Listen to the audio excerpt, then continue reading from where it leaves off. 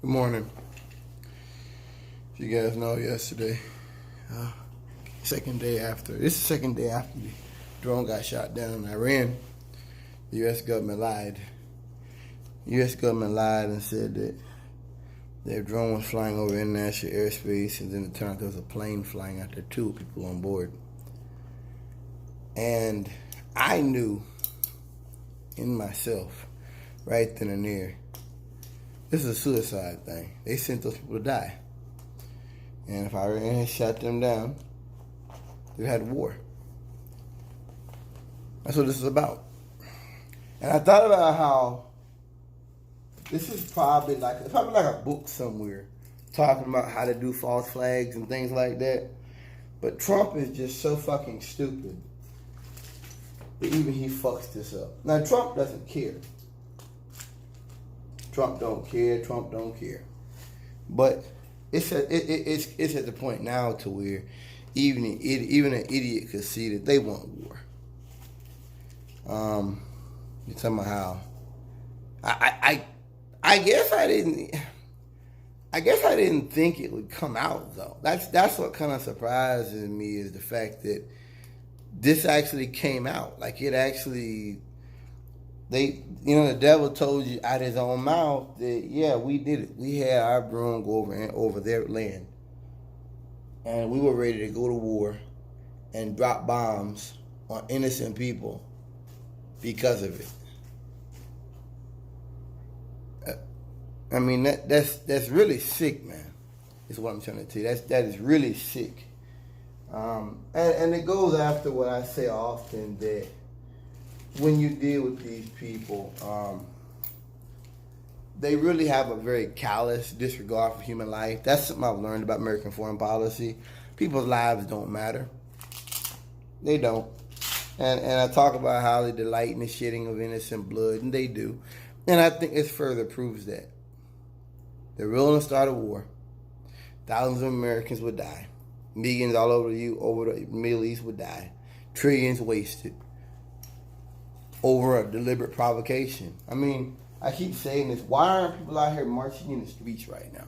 Where are all the people who protested the Iraq war? Why aren't they mobilized? I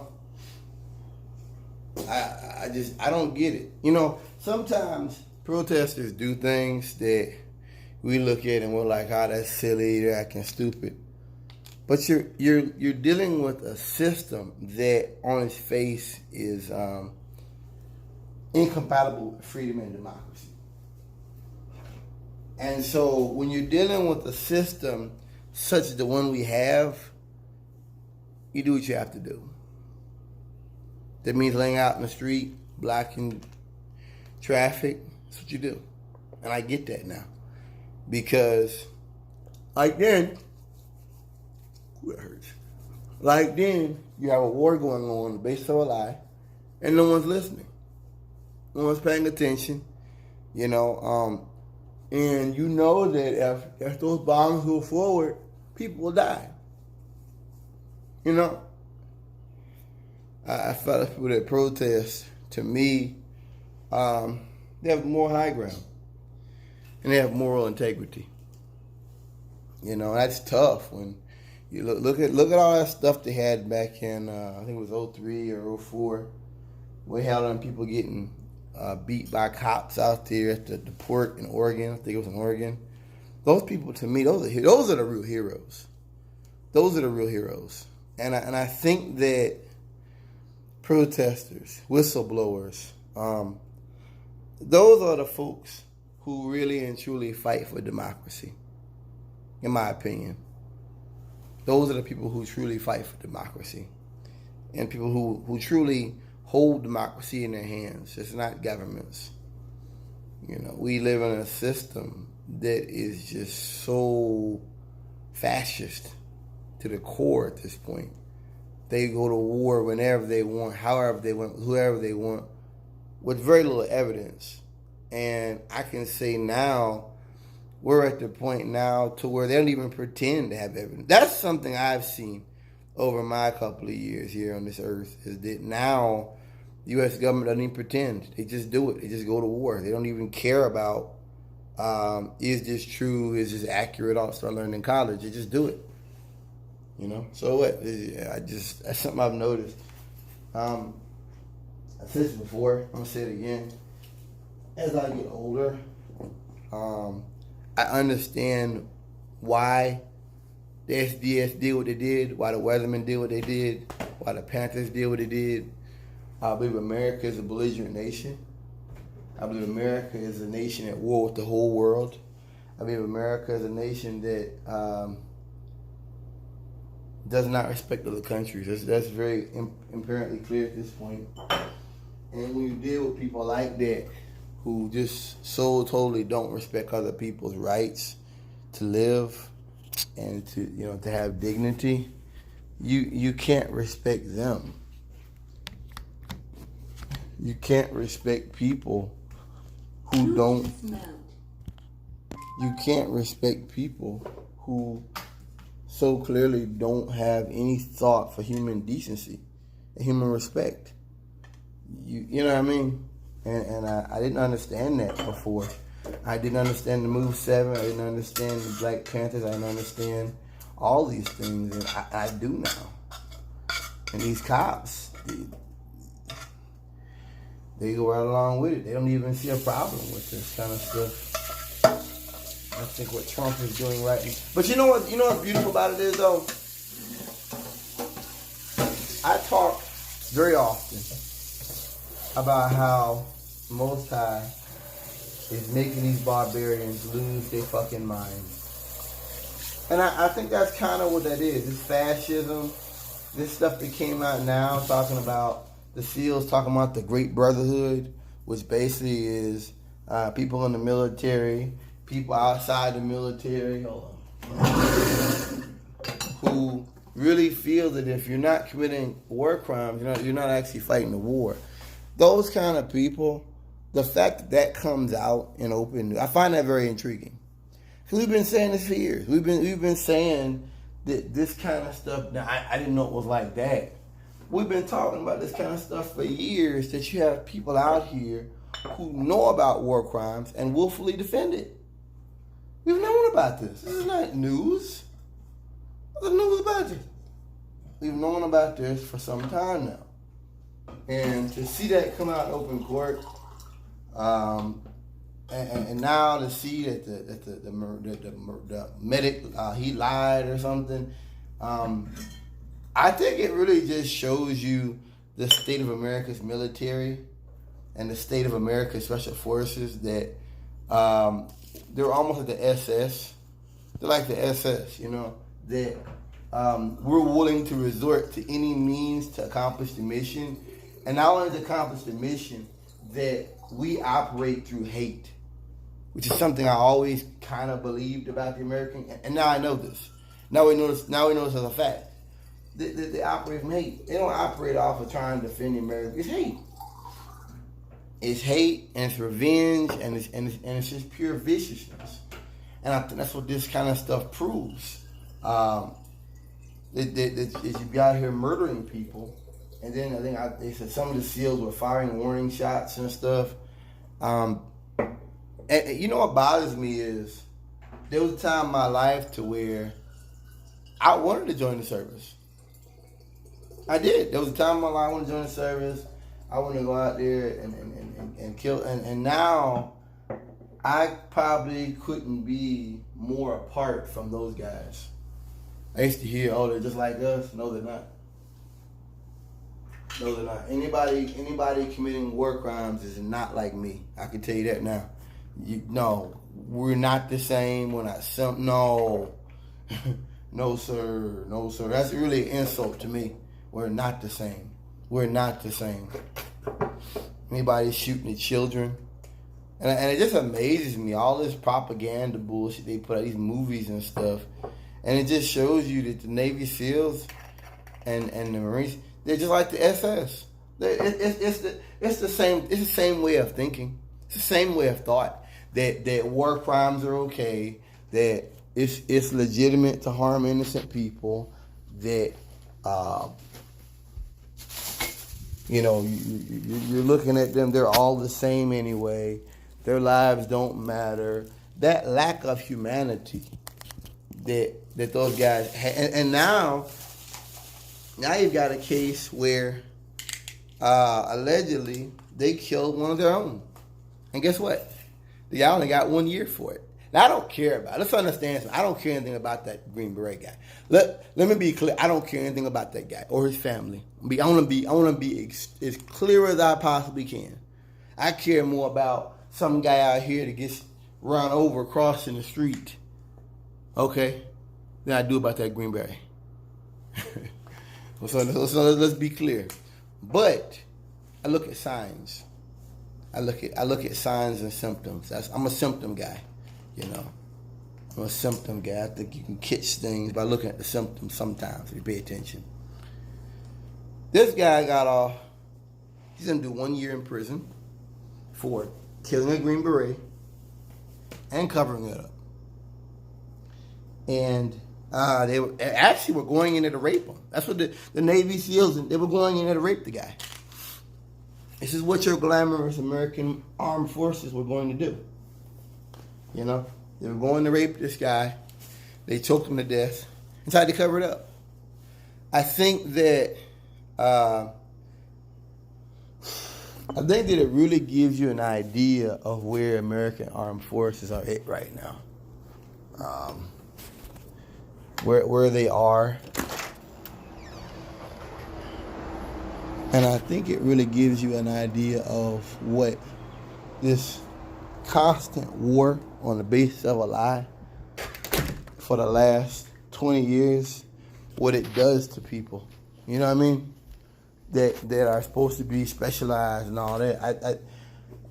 And I know nothing's going to change. Nothing will change. They'll just drum those guys out, and they'll be like, oh, you know, you shouldn't talk. And then this is what got me, man. This is why I say that they're more like the SS than they are Green Berets to me. I mean, they're like SS more than they are SEALs to me. To see those guys talking on Messenger about they wanted to burn down the courthouse. What gets me is my whole life, white people have always been for the law. My whole life. And white people have always been, you know, oh, the law protects us and gotta follow the law, and if you don't like this, then you should go to court and do this and that and the other. I don't see white folks doing that now. I see white people taking on, doing what they want to do. They're going full on balls out. Whether it be mass shootings, whether it be supporting Trump. I don't even see them pretend. And that was always a game. Because we as black people, we didn't know the law. We had the law historically has not been a benefit to us. It has not. Let's be honest. No benefit to us. But Jim Crow? No benefit, no learn the law for us. Hell no. So, I just find that intriguing. It's almost like white people have pulled the veneer off. They've snatched the veneer off of them, and they're out here. They're actually, this is their true selves. I said it before at the mass shootings. That's the true self of the Caucasian. These police. That's true self of the Caucasian. I'm defending my land. I'm defending my country. I'm defending my laws. I'm defending my women from these hordes of black people. Mm-hmm. I'm serious. What time is it?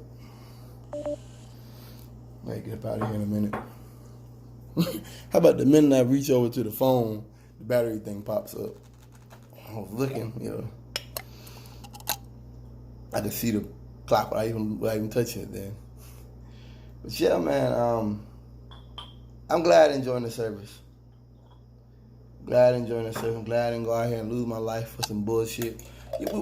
We're born to die. It's just how you die.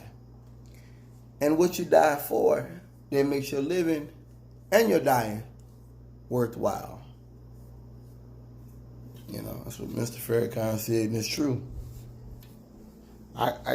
To me, a black man dying for Trump is inconceivable. Remember those guys that died, the Green Berets, and Trump called the house, and Trump was talking about your guy. And I mean, that's what amazes me with Trump is that he's not even good at placating. Like, you've had a lot of bad presidents in the past that done some really fucked up stuff, but they were good at placating. You've had some presidents that were really bad, man, but they were good at placating and making the families feel. Trump don't even care, man. He don't even care about the family, and that's something that really made me scratch my head, you know. And maybe he's gotten better with that. You know, I think I told you that he was out there speaking with the veterans during the holidays, you know. And I said he has to, because that's his base. He's at the point now to where the military, the tough guys, the police, and who else did that? Hitler, the brown shirts, remember? Who else did that? Well, he's at that point to where he has to make his case to those people. He has to. It's what he has to do. Got Ziplocs, don't I? That's just what he has to do. And that don't surprise me. Don't surprise me at all at this point. You know, that's why AOC referred to Trump, his places, as concentration camps. And people are like, well, they're not really You know what I mean? Look at how far America has gone now. Look at, you know what I mean? Look at how far they've gone to. Look at how much they're willing to defend Trump. That's what amazes me. You know, the emperor has no clothes. I have no better way to put it. The emperor has no clothes. He has no clothes. Yeah. I used to find that funny, that story. And it is kind of funny when you're young until you realize that he's a king. And the kings have the power to give life and take life. And if someone's running around here with no clothes on and they don't know it and they have the power to take life, that's not funny. That's creepy. Yeah, that's terrifying. That's a terrifying story to me. Nothing funny about that. That is a terrifying story because that's a person who's they're demented. That's like that book of Nebuchadnezzar, the king that was running around for 8 years with no clothes on, like a dog. That's that same, you know, that person is not well. That person's out of their, you know, they're giving leave to their faculties. Nothing good about that. Nothing funny about that. Anyway, I just feel like with Trump, he really, I think he really shows you what America always was, which is a belligerent nation. You know, I seen something where this teacher was on Twitter giving the name of her students, and she actually thought she was communicating with the president personally. She lost her job. This is in Dallas. Shocking. I thought the Dallas city council would be like, so? I really did.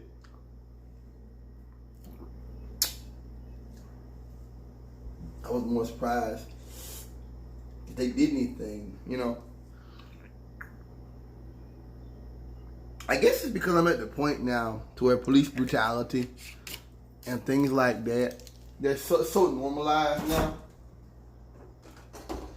that someone getting, and that's bad. That's bad that I'm like that, but are you surprised? You know, I'm at that point now to where it's like, okay, so what? You know, I expect them to get off. I expect them to get away. I expect these things to happen. I don't expect justice. I don't at all expect justice. Not at all. Not at all. So, but it's tragic because she's a brute trying to get her students, you know, getting them done like that. She's a brute for that. And Trump is a brute because, see, what I try to make everybody understand is that these things don't happen within a vacuum. These people are losers. And they in a normal society, they would be losers and everybody would. It's like that video I watched, which one was in a courthouse. And these guys came in recording and she's cussing them and talking about you can't record and this. And he's like, my Fifth Amendment right. Every time they say the law, she's like, okay.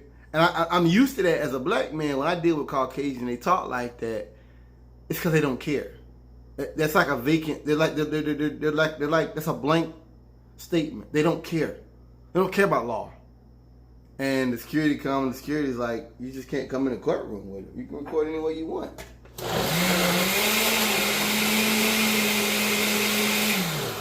And what's crazy is she's talking about them causing a disturbance, but she was the one causing a disturbance. If you watch it, my thing is.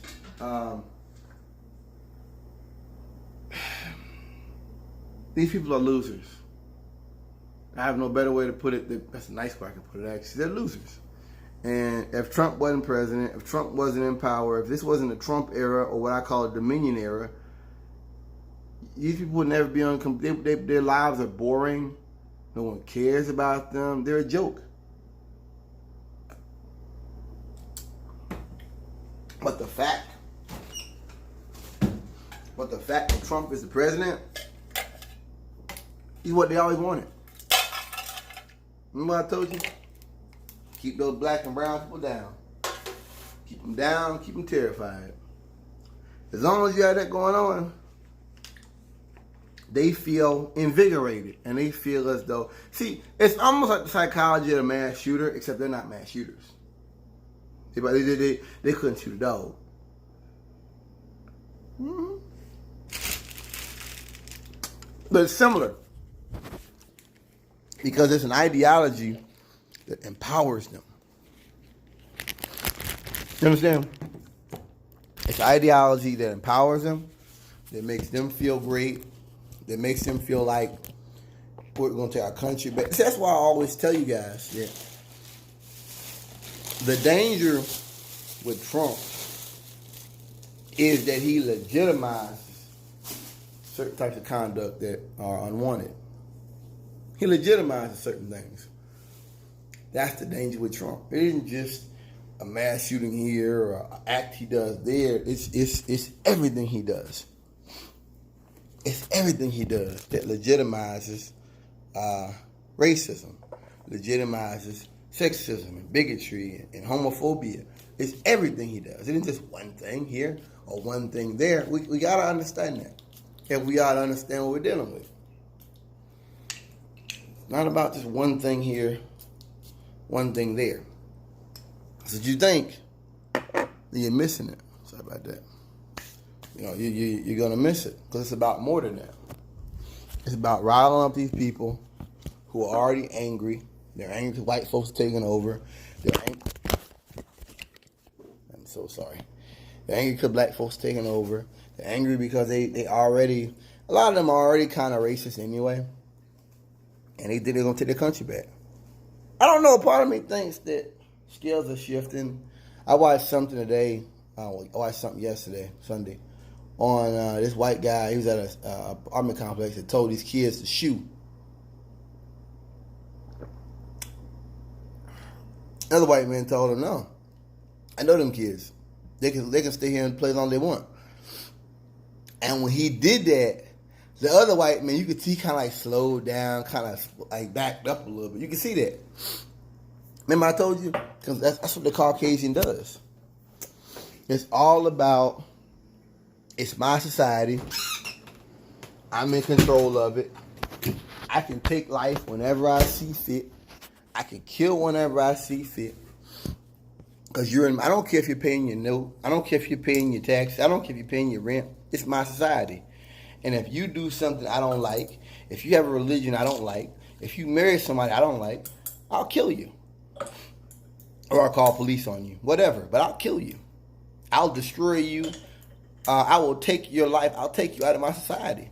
And that's how the Caucasian thinks. And I tell people that's what makes them so dangerous.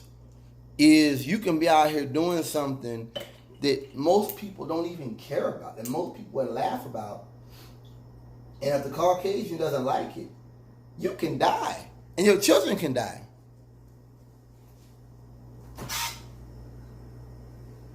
You know? I tried to combine the thinking of the Caucasian with these mass shooters, because it's very similar. I want to talk more about it later, and I gotta go, but it's very similar. It's very similar thought patterns. It's a pattern of arrogance. It's a pattern of colonialism. It's a pattern of, this is my society, and I choose who lives or dies. It's a pattern of just I'm not going to respect your right to life. You know? And these are the ways of the Caucasian. Like I said, so you have to understand, these are very dangerous people. These are very dangerous people. These are very dangerous times because you have a president that has legitimized it. It makes jokes and stuff like that. I gotta go, y'all. This is a good one. Peace.